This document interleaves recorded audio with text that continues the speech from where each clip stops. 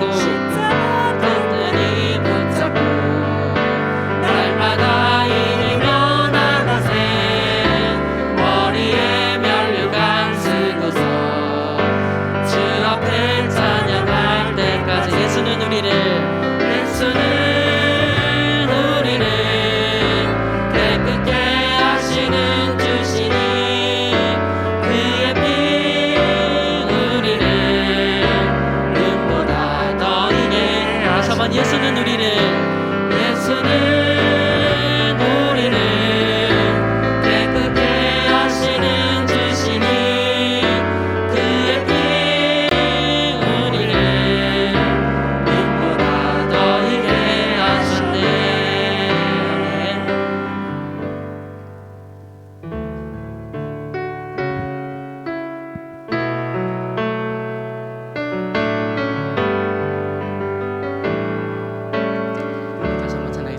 화려하지 않아도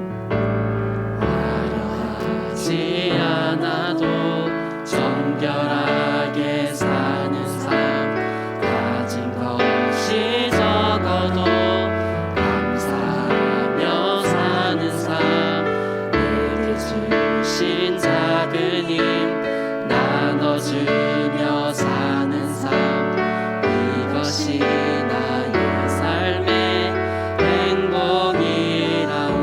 눈물 날 일 많지만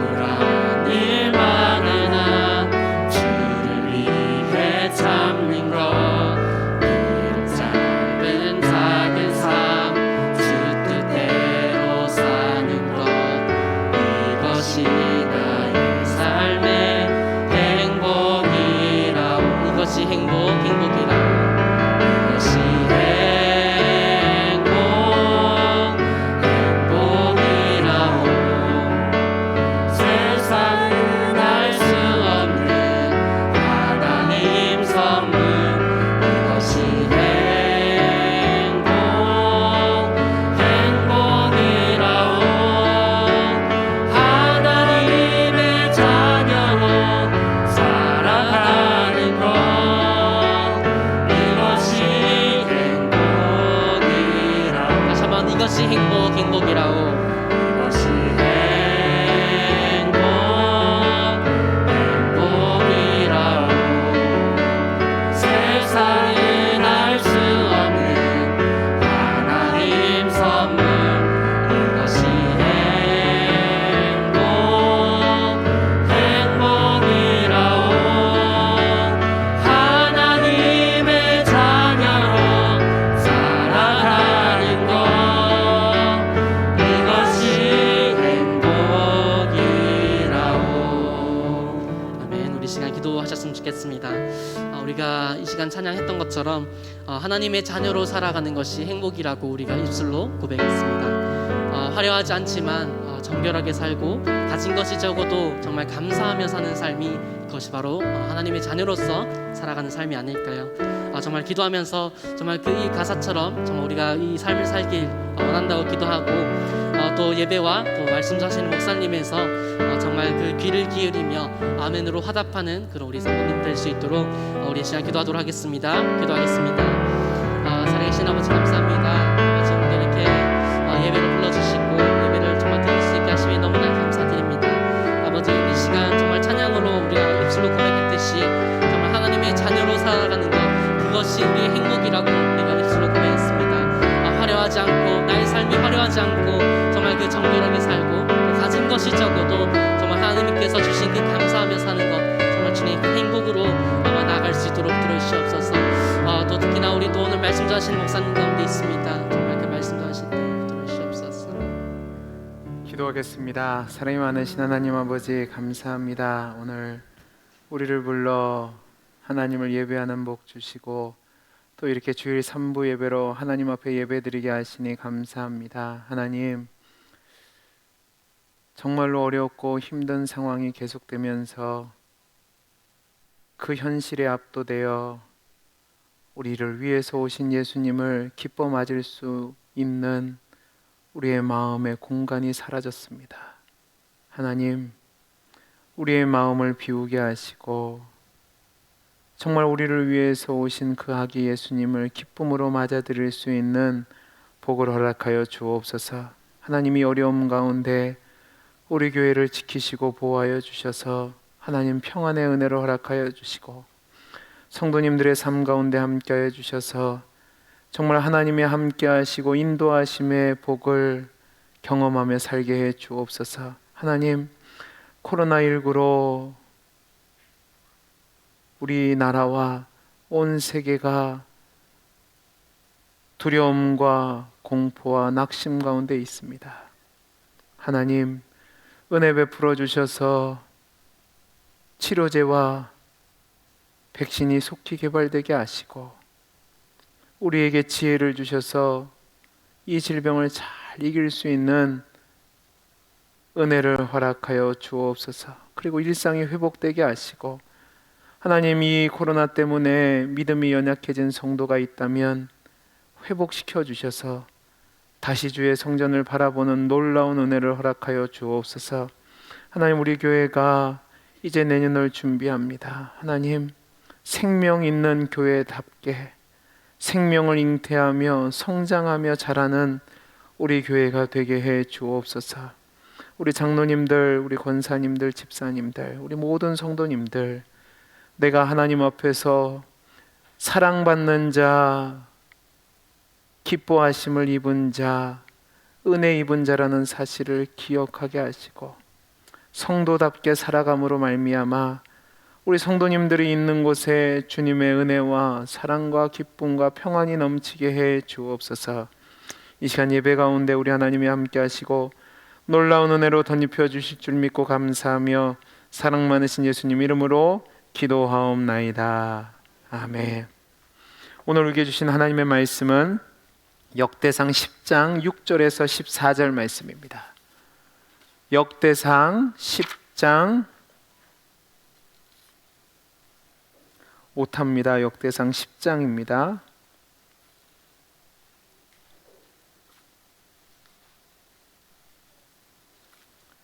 6절에서 14절. 제가 지난주에 이어서 설교를 하기로 했는데 다음 주 설교 그 본문이 나온 것 같습니다. 6절부터 저와 여러분이 한 절씩 교독하겠습니다. 이와 같이 사울과 그의 세 아들과 그 온 집안이 함께 죽으니라. 사울과 그의 아들들이 다 죽은 것을 보고 그 성읍들을 버리고 도망하매 블레셋 사람들이 와서 거기에 거주하니라. 이튿날에 블레셋 사람들이 와서 죽임을 당한 자의 옷을 벗기다가 사울과 그의 아들들이 길보아 산에 엎드려졌음을 보고 곧 사울의 옷을 벗기고 그의 머리와 갑옷을 가져다가 사람을 블레셋 땅 사방에 보내 모든 이방 신전과 그 백성에게 소식을 전하고 사울의 갑옷을 그들의 신전에 두고 그의 머리를 다곤의 신전에 단지라. 길르앗 야베스 모든 사람이 블레셋 사람들이 사울에게 행한 모든 일을 듣고 용사들이 다 일어나서 사울의 시체와 그의 아들들의 시체를 거두어 야베스로 가져다가 그곳 상수리 나무 아래에 그 해골을 장사하고 7일간 금식하였더라. 사울이 죽은 것은 여호와께 범죄하였기 때문이라. 그가 여호와의 말씀을 지키지 아니하고 또 신접한 자에게 가르치기를 같이 정하고 읽습니다. 여호와께 묻지 아니하였으므로 여호와께서 그를 죽이시고 그 나라를 이새의 아들 다윗에게 넘겨 주셨더라. 아멘. 우리 다시 한번 옆에 눈과 인사하겠습니다. 반갑습니다. 반갑습니다. 광고 말씀드리겠습니다. 주일에 3부 예배 드리시는 성도님들, 또 영상으로 드리시는 성도님들 환영하고 축복합니다. 예배 및 모임 안내입니다. 코로나가 다시 맹위를 떨치고 있어서 아마 내일쯤 정부에서는 강력한 대책을 발표한다고 얘기합니다. 부산시도 지금 벌써 300명이 넘는 숫자가 나오고 있고 정부 예측에 의하면 연말에는 하루에 3만 명까지 나올 수도 있는 상황이라고 얘기합니다. 이런 상황에서 우리가 좀 힘들지만 결단을 해서 여러분에게 말씀드린 것은 우리 올 연말에는 각 가정에서 개인이 기도하면서 새벽 기도를 드리기로 했습니다. 그래서 전날 9시에 여러분들이 읽고 묵상하실 수 있는 설교 원고를 여러분에게 보내드릴 겁니다.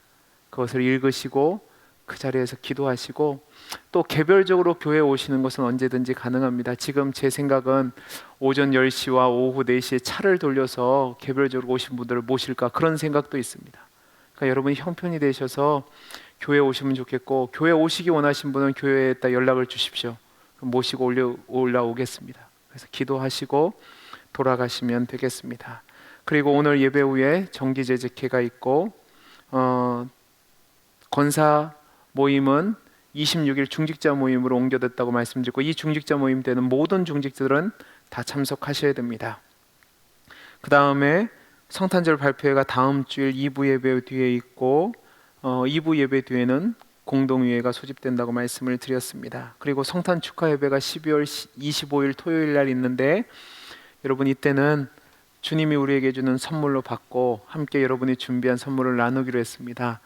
한 개 가져오셔도 되고 없으면 그냥 오셔도 되고 많이 내실 분들은 많이 내시면 됩니다. 우리 장로님들 10개씩 내겠다고 약속했으니까 뭐 가셔도 됩니다.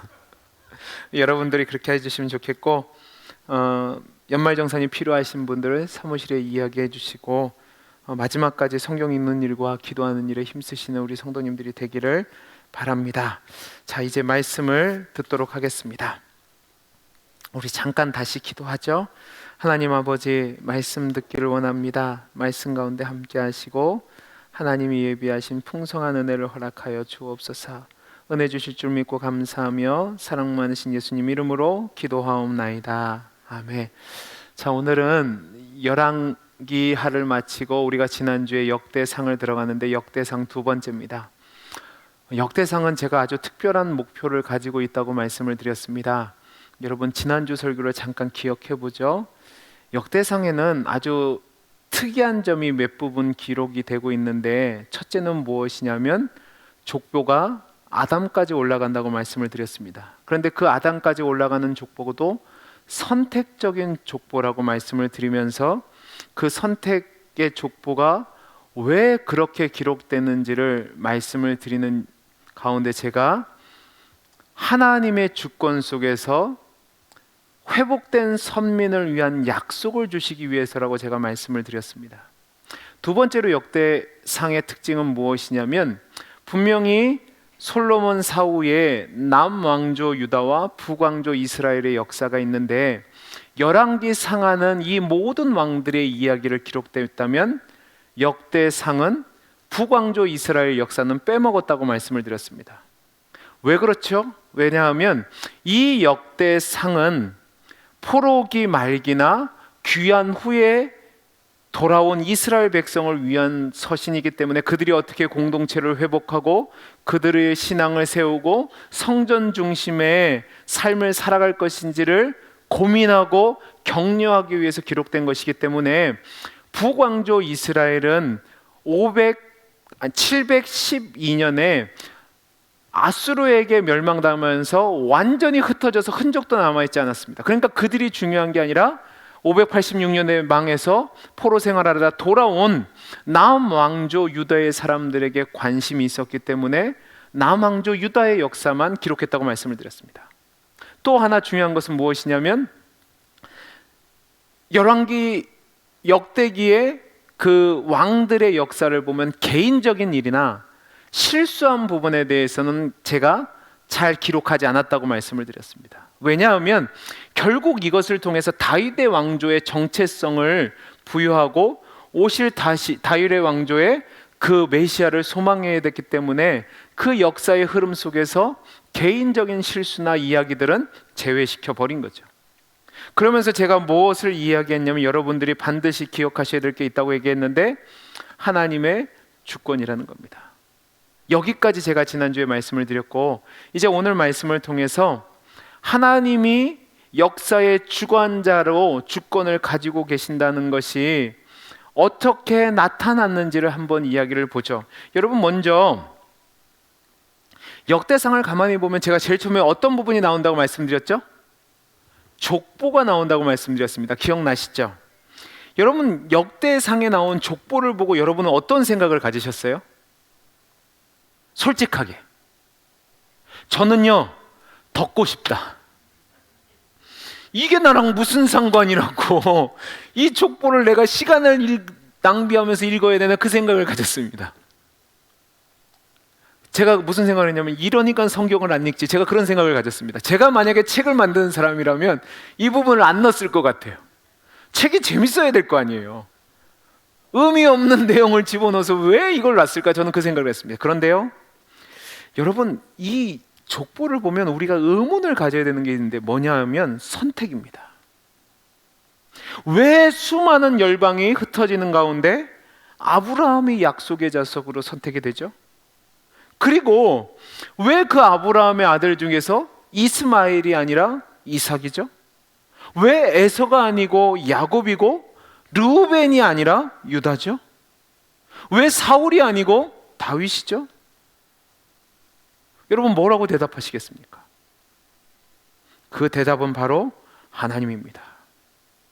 하나님이 처음에 나오는 5장의 계보를 통해서 하나님의 주권을 아주 강력하게 들어가고 있어요. 그 주권의 강력한데 어떻게 주권이냐? 민족에 대해서 주권적이라는 걸 얘기하는 겁니다. 여러분 역대상 전체에서 하나님은 민족을 지배하는 주권자로 제시되고 있습니다.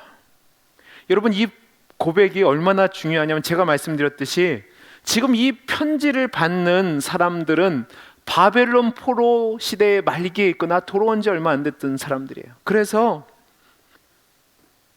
자신들의 정체성에 대해서 회의를 갖거나 어떻게 하면 다시 신앙을 회복시켜야 될까 고민하고 있었어요.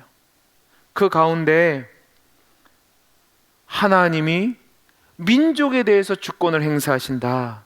여러분 이게 얼마나 큰 확신이 되냐면 우리나라가 정복을 당했을 때 또 압제자가 우리의 가정과 집을 박살내고 강제로 해외로 보내냈을 때에 근데 거기서도 하나님이 주권자란 말을 듣잖아요. 그럼 어떤 소망이 생기느냐? 하나님이 다시 회복시키실 수도 있다라는 소망이 있는 거죠. 여러분 우리나라를 보세요. 우리나라가 경술국치라고 그러죠. 나라를 빼앗긴 뒤에 35년이 지난 1945년 8월 15일 날 광복을 했습니다. 그런데 그 일제 시대 가운데 가장 강력하게 반일 운동, 항일 운동을 한 집단이 어딘 줄 아십니까? 기독교입니다. 독립선언서를 비롯해서 모든 독립운동의, 항일운동의, 만세운동의 주체가 기독교인입니다. 왠 줄 아세요? 역사의 주관자가 누구세요? 하나님이세요. 그 생각이 있으니까 그 어려움 가운데서도 나라를 위해서 생명을 걸을 수 있었던 겁니다. 여러분, 역대상 5장 말미를 보면 북이스라엘에 대한 결말이 나와요. 여러분, 결말을 한번 보죠. 5장 23절에서 26절 말씀 보겠습니다. 잠깐 들어가기 전에 여러분 숙제 검사를 하겠습니다. 역대상 읽으신 분 발을 한번 들어보십시오. 자, 몸을 안 움직이고 계신다는 것은 안 읽었다는 얘기인데요. 읽어 오셔야 됩니다. 그래야지 저랑 같이 가기가 편안합니다. 한 주 더 시간을 드리겠습니다. 자, 다시 5장 23절에서 26절 읽어보겠습니다. 시작. 므낫세 반지파 자손들이 그 땅에 거주하면서 그들이 번성하여 바산에서부터 바알 헤르몬과 스닐과 헤르몬산까지 다다랐으며 그들의 족장은 에벨과 이시와 엘리엘과 아스리엘과 에레미야와 호다위야와 아디엘이며 다 용감하고 유명한 족장이었더라. 그들이 그들의 족장들의 하나님께 범죄하여 하나님이 그들 앞에서 멸하신 그 땅 백성들의 신들을 간음하듯 섬긴지라. 그러므로 이스라엘의 하나님이 아수르 왕 불의 마음을 일으키시며 아수르 왕 디글락빌레셋의 마음을 일으키심에 곧 르우벤과 갓과 므낫세 반지파를 사로잡아 할라와 하볼과 하라와 고산 강가에 옮긴지라. 그들이 오늘까지 거기에 있으니라. 여러분, 역사는 우연도 아니고 아무 목적이 없는 것이 아니라 하나님의 주권적인 섭리 가운데 북왕조 이스라엘이 망한 이유가 뭐냐면 하나님께 불순종했기 때문에 그래요. 역대기 기자는 포로에서 돌아오는 자들에게 민족의 주권이 가지신 하나님이 한 민족을 망하게도 하시고 흥왕케도 하신다. 근데 망하게 하시고 흥왕케 하시는 기준이 뭐냐? 하나님의 기준에 합당하냐 하지 않느냐는 거예요. 그래서 그 이스라엘 민족을 향한 특별한 목적을 가지신 아브라함과 이삭과 야곱과 약속하신 그 유일하신 참 하나님을 이야기하면서 너희가 하나님을 섬기라는 거죠. 너희가 하나님을 섬기지 않으면 아수르나 바벨론 같은 나라를 이용해서 그 강력한 왕들을 하나님의 목적을 이루는 도구로 사용하셔서 너희를 치실 거라는 거죠. 역대상 6장 13절에서 15절 말씀은 이렇게 되어 있습니다. 살룸은 hil기야를 낳고 hil기야는 아사랴를 낳고 아사랴는 스라야를 낳고 스라야는 여호사닥을 낳으며 여호와께서 느부갓네살의 손으로 유다와 예루살렘 백성을 옮기실 때에 여호사닥도 가니라. 자, 보세요. 남왕국도 멸망하잖아요. 근데 여기서 재미있는 표현을 합니다. 느부갓네살의 손으로 옮기셨다라고 되어 있습니다. 누가요? 여호와 하나님이. 북왕국의 멸망도 남왕국의 패배도 추방도 결국 하나님의 목적에 따라 하나님의 뜻을 이루기 위해서 하나님이 그렇게 하신 거죠. 우리 성경을 한 군데만 더 찾아볼까요? 10장 13절에서 14절입니다.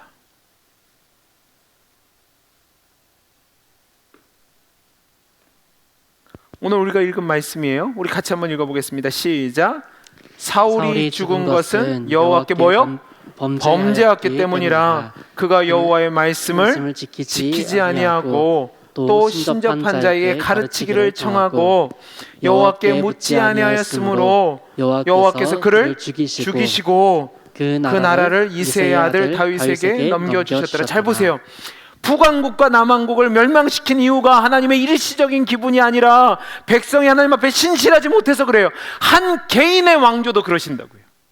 사울이 하나님 앞에서 신실하지 않으니까 주권자 되신 하나님이 그를 폐위시킨 거죠.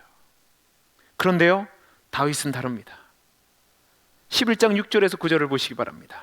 다윗이 이르되 먼저 여부스 사람을 치는 자는 우르머리와 지휘관으로 삼으리라 하였더니 스루아의 아들 요압이 먼저 올라갔으므로 우르머리가 되었고 다윗이 그 산성에 살았으므로 무리가 그 다윗성이라 불렀으며 다윗이 밀로에서부터 두루 성을 쌓았고 그 성의 나머지는 요압이 중수하였더라. 만군의 여호와께서 뭐요? 함께 계시니 다윗이 점점 강성하여지니라. 하나님이 강성하게 하시니까 강성하게 되는 거죠. 하나님이 도우시니까 도와지는 겁니다. 여러분, 저와 여러분의 삶을 점검해 보시기 바랍니다. 여러분이 기억하셔야 될 것은 무엇이냐면 하나님이 이기게 하시면 우리는 이길 수 있습니다. 아멘이십니까? 네, 하나님이 지게 하시면 진다고요. 근데 그게 각 개인이 아니라 오늘 말씀은 보면 민족이라고 말씀을 드렸습니다. 자, 그러면 우리 이 상황을 보죠. 지금 우리가 코로나19 때문에 참 어려운 일을 겪고 있습니다. 교회가 정말 샌드백도 이런 샌드백이 없는 것 같습니다. 해도 너무한 것 같습니다. 여러분은 왜 이런 일이 일어났다고 생각하십니까? 우연히 어쩔 수 없이 일어났다고 생각하십니까? 저는 그렇게 생각하지 않습니다. 하나님이 이 코로나라는 이 질병을 통해서 저와 여러분을 깨닫게 하시는 거라고 생각합니다. 근데 중요한 것은요, 제가 지난번에 말씀드린 것처럼 저와 여러분이 이 상황 속에서 이것의 주권자 되신 하나님을 믿고 우리의 부족했던 것, 우리의 연약했던 것, 우리의 죄된 부분을 내려놓고 하나님께 돌아가면 이 코로나19는 우리에게 위기가 아니라 기회라는 사실입니다. 저는 우리 민족에게도 동일하다고 생각돼요. 여러분, 재미있는 것은 코로나19가 잠잠하게 될 때는 언제냐면 유흥업소나 이런 것들을 잦아들 때입니다. 근데 이것만 풀어놓으면 지금 코로나19가 계속 확진이 돼요. 이것을 통해서 좀 깨달았으면 좋겠는데 깨닫지 못하는 거죠. 근데 저와 여러분은 깨달아야 되는 겁니다.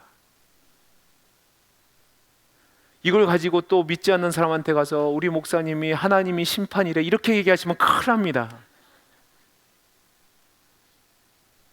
하나님의 주권 속에서 이 재앙이, 이 코로나19가 허락되었다면 여러분, 이것을 허락하시는 하나님이 우리에게 깨닫게 하는 게 있다고요. 그걸 이야기하는 거예요. 그래서 우리 교회가 그동안 하나님 앞에서 바로 서지 못했던 부분들을 회개하고 돌이켜야죠. 여러분은 하나님이 천하 만물의 주권자 되심을 믿으십니까? 정말로 믿으세요? 그러면 이 코로나19도 하나님이 제하시면 제할 수 있는 거예요. 왜 계속 이게 남아있을까? 왜 계속 이것이 교회를 힘들게 할까? 우리나라와 민족에게 어려움을 줄까? 우리로 하여금 깨닫게 하는 거예요. 여러분, 기억하시기 바랍니다. 하나님은 선히 여기시는 대로 행하시는 분입니다. 하나님이 이기게 하시면 우리는 이길 수 있고요, 하나님이 지게 하시기로 뜻을 정했으면 우리가 아무리 난리를 쳐도 질 수밖에 없어요. 근데 그 침이 실패가 아닌 것은요, 그것을 통해서 우리가 깨닫게 되는 거죠. 저는 저와 여러분이 이 코로나19로 우리를 점검해 봤으면 좋겠습니다. 그래서 우리 교회가, 우리가 정말로 우리 민족이 하나님의 주권을 인정하고 있었는가? 아니면 세상 것을 의지하고 살았는가? 그래서 돌이켜서 하나님의 은혜 안으로 돌아올 수 있게 되기를 간절히 소원합니다. 한 가지만 더 얘기하죠. 여러분, 제가 첫 번째로 하나님의 주권에 대해서, 민족에 대해서 주권을 가졌다고 말씀을 드렸습니다. 근데 이걸 좀 더 작게 하면 개인에 대해서도 주권적이십니다. 그게 뭐냐면 하나님은요, 사람의 마음도 주관하시는 분이라는 겁니다. 자, 우리 역대상 마지막 장을 한번 가볼까요? 29장입니다.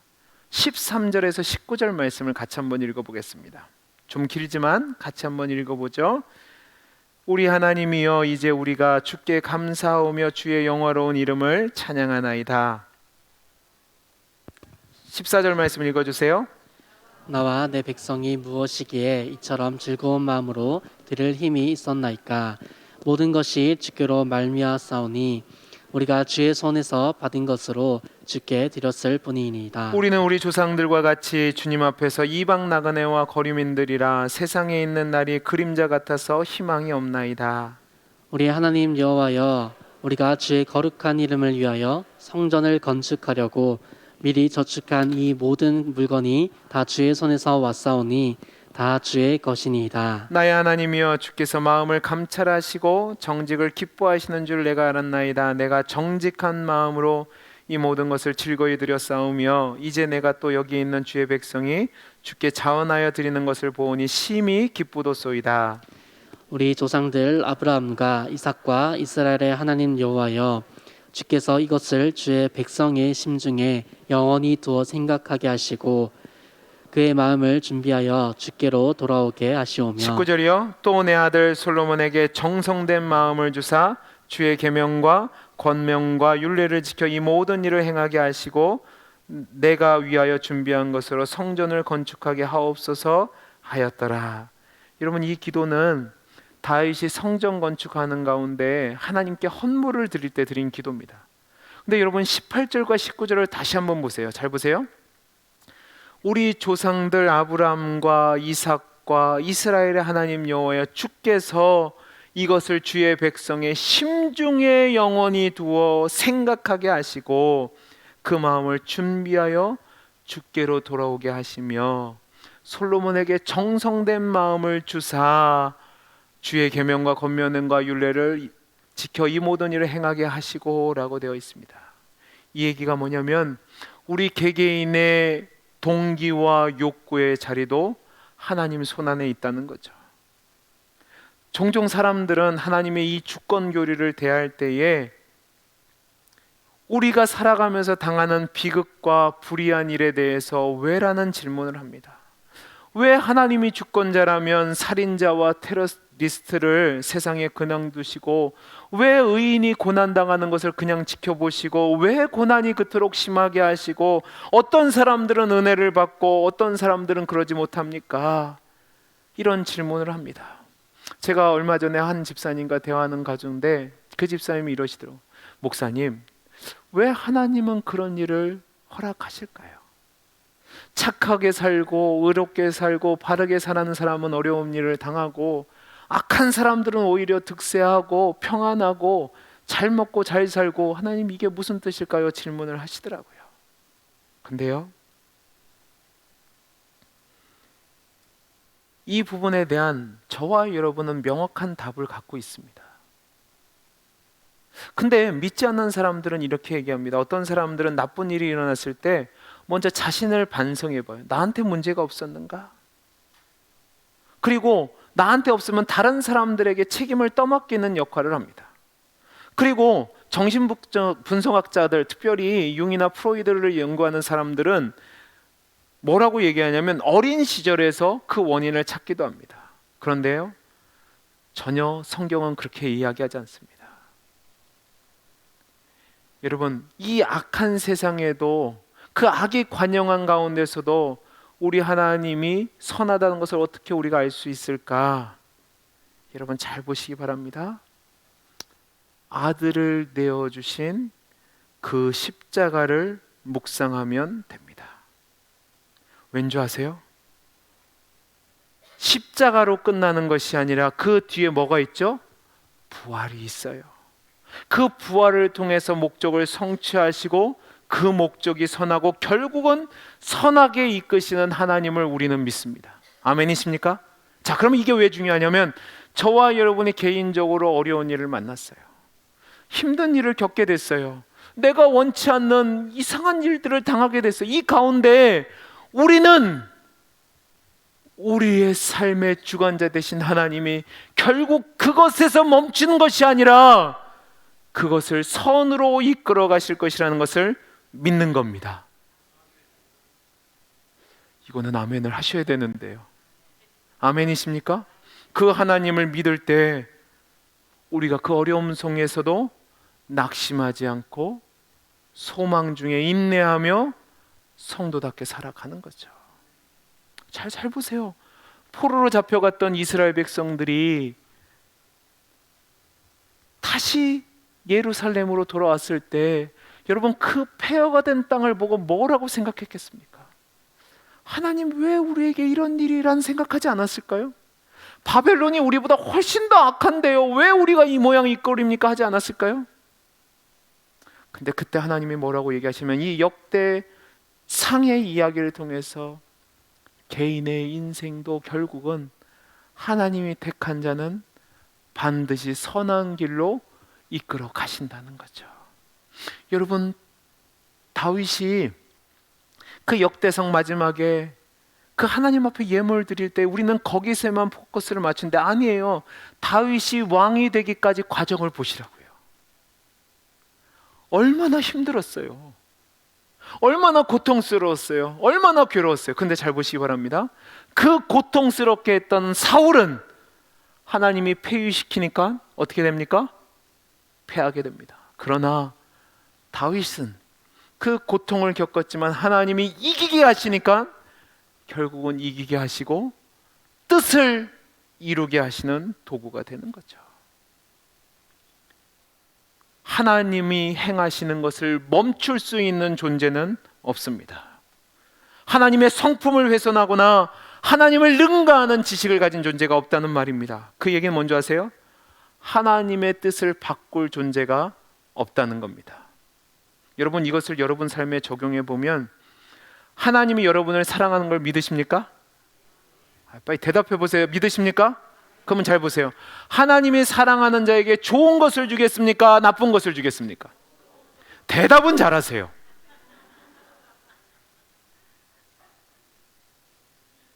그걸 믿으면 어렵고 힘든 상황에서 낙심하고 절망하는 것이 아니라 사랑하는 자를 반드시 영광스럽게 하신다는 걸 믿으니까 우리가 그 어려움 속에서도 낙심하지 않는 거죠. 봐봐, 아멘 안 하시잖아요.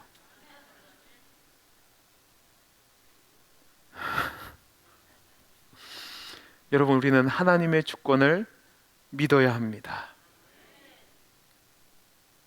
제가 우리 동원교회 담임으로 부임할 때 제 주변에 있는 모든 부교육자들이 저를 다 말렸습니다. 이유는 단 하나입니다. 야, 너는 서울에서 태어나고 자랐는데 뭐하러 부산에 내려가냐, 그거였습니다. 너 부산이 얼마나 텃세가 센 줄 아냐? 이거는 그냥 우스갯소리가 아니라 그냥 서울에서는 그렇게 얘기를 합니다. 그리고 부산은 예수 믿는 사람도 얼마 안 많을 거고 뭐하러 부산 가려고 하냐? 그리고 왜 우리한테 멀리 떨어지냐? 네가 뭐가 부족하다고? 너 조급해서 그런 거 아니냐? 너 나이 먹었는데 담임 안 돼서 조급하니까 너 성급한 결론 내리는 거 아니냐? 그렇게 이야기를 했습니다. 그때 제가 이렇게 대답을 했습니다. 야, 나는 내가 어떻게 될지 난 모른다. 근데 한 가지 분명한 사실은 이것조차도 하나님의 주권하에 있다고 믿는다. 그러면 하나님이 거기서 나를 좋게 하시든지 아니면 나를 통해서 그곳에 역사하시든지 모든 것이 합력해서 선을 이룰 줄 믿는다. 그러고 왔습니다. 그런데 코로나가 빵 터졌습니다. 근데요, 저는요, 제가 믿는 것은 실은 저는 이 설교 준비하면서 저한테 하는 얘기였습니다. 걱정하지 말아라. 하나님이 주관자 되신다. 그러면 제 삶도 지켜주실 거고, 여러분의 삶도 지켜주실 거고, 우리 교회도 하나님이 지켜주실 거예요. 하나님의 주권이 작용하면 하나님이 기뻐하시는 뜻에 따라서 얼마 동안 저를 우리 교회에서 목사로 사용하실 겁니다. 그리고 그 모든 일이 일어나는 과정은 하나님 손에 달려 있어요. 그것을 우리는 모릅니다. 그러나 분명한 사실은 결국 하나님이 이루어 가시고 저와 여러분에게 좋은 결과를 주신다는 거죠. 그래서 우리가 해야 될 것, 이 어려움 중에서 우리는 하나님을 믿고 나아가는 겁니다. 주변이 뭐라고 하든지 간에, 여러분의 상황과 형편이 어떻지 간에, 여러분은 하나님을 신뢰함으로 하나님이 내 인생의 주권자가 되시고, 또 민족의 주권자가 되시고, 역사의 중심이라는 사실을 믿으시고 그렇게 나아가면 되는 겁니다. 그러면 누가 역사하시죠? 하나님이 역사하세요. 역대상에 나타난 다윗의 이야기를 보세요. 가장 극명하게 드러나는 게 뭐죠? 다윗이 하나님께 성전을 건축하겠다고 얘기하니까 하나님이 뭐라고 얘기한 줄 아세요? 네가 뭔데 내 집을 지어? 내가 네 집을 짓는 거야. 그렇게 이야기하셨습니다. 사울이 다윗의 생명을 주관하는 것 같았는데 아니죠. 하나님이 살리시니까 사는 거죠. 하나님이 이기게 하시니까 이기는 거죠. 그러면 저와 여러분도 하나님이 붙잡으시면 끝까지 가는 겁니다. 우리 교회도 그런 거고요. 말씀을 마치겠습니다.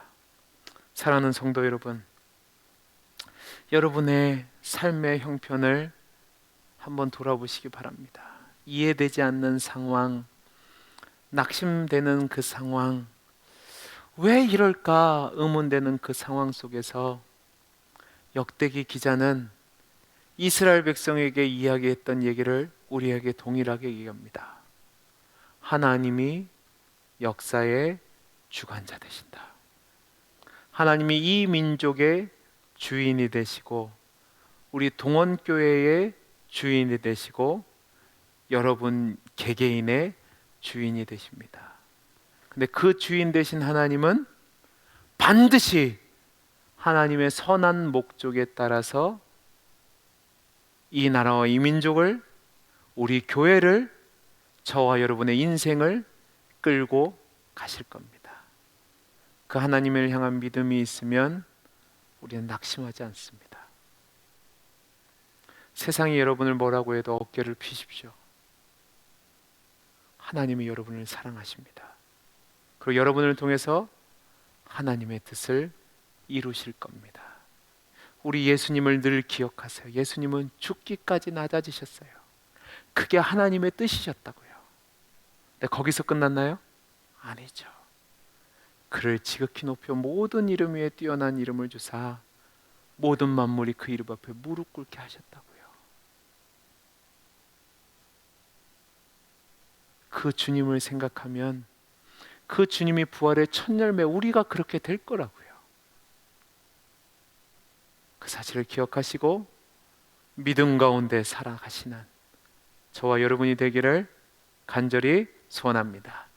기도하겠습니다. 사랑이 많으신 하나님 아버지, 우리 하나님이 역사의 주관자 되십니다. 그 하나님을 믿고 나아가는 우리 모두가 되게 해 주옵소서. 은혜 주심을 감사하며 사랑 많으신 예수님 이름으로 기도하옵나이다. 아멘. 우리 예수 하나님의 공의 찬양하겠습니다.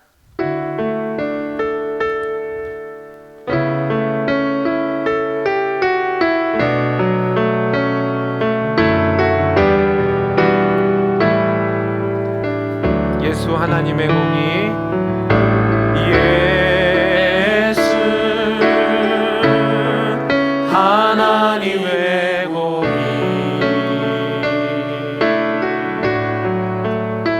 주독생자 그의 나라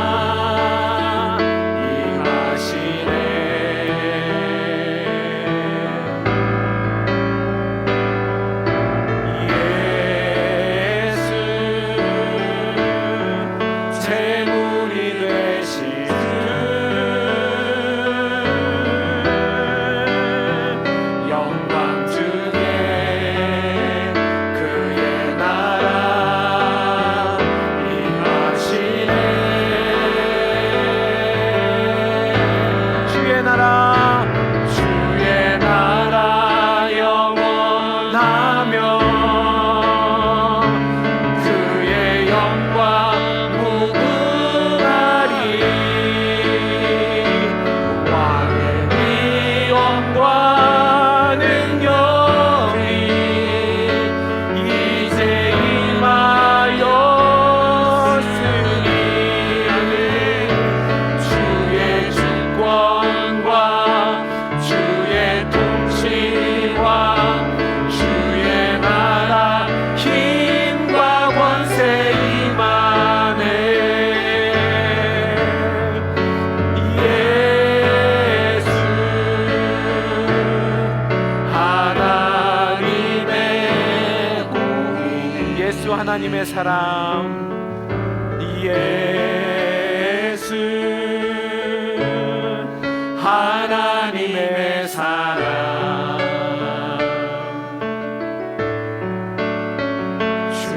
주내와 말씀으로 나타났네.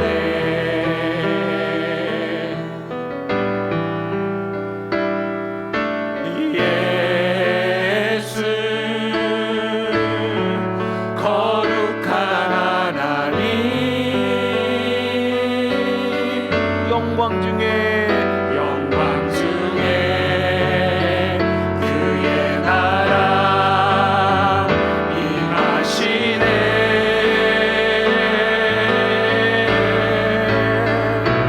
주의 나라 영원하며 그의 영광 무궁하리. 왕의 위엄과 능력이 이제 임하였으니 주의 주권과 주의 통치와 주의 나라 힘과 권세 임하네. 예수 하나님의 주의 나라 영원하며 주의 나라 영원하며 그의 영광 무궁하리. 왕의 위엄과 능력이 이제 임하였으니 주의 주권과 주의 통치와 주의 나라 힘과 권세 임하네. 예수 하나님의 공의. 이 시간 우리 두 손을 가슴에 모으고 기도하는 시간을 갖도록 하겠습니다. 여러분의 삶의 형편이 어떻습니까? 메마른 광야를 지나는 것 같고, 사망의 음침한 골짜기에 있는 것 같고, 기가 막힐 웅덩이와 수렁에 빠지신 것 같으십니까?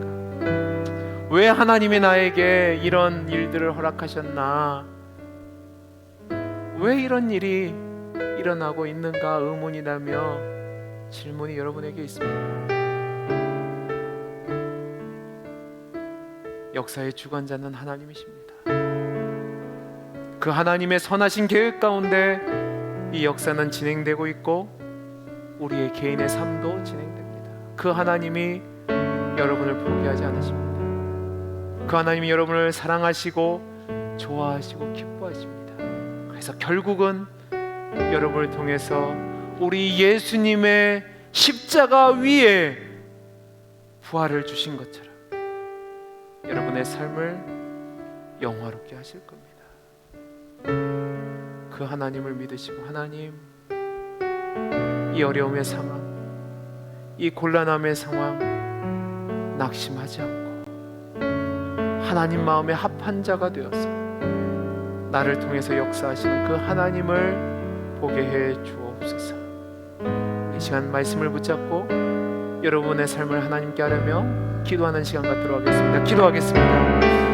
사랑이 많으신 하나님 아버지, 감사합니다. 아버지 하나님 하나님이 주관자 되십니다. 주의 주권과 주의 통치와 주의 힘과 주의 권세를 믿습니다. 이 세상의 역사도, 우리 교회의 역사도, 우리 개인의 역사도 하나님 손에 달려 있음을 믿습니다. 하나님, 내가 어려움 중에 있습니다.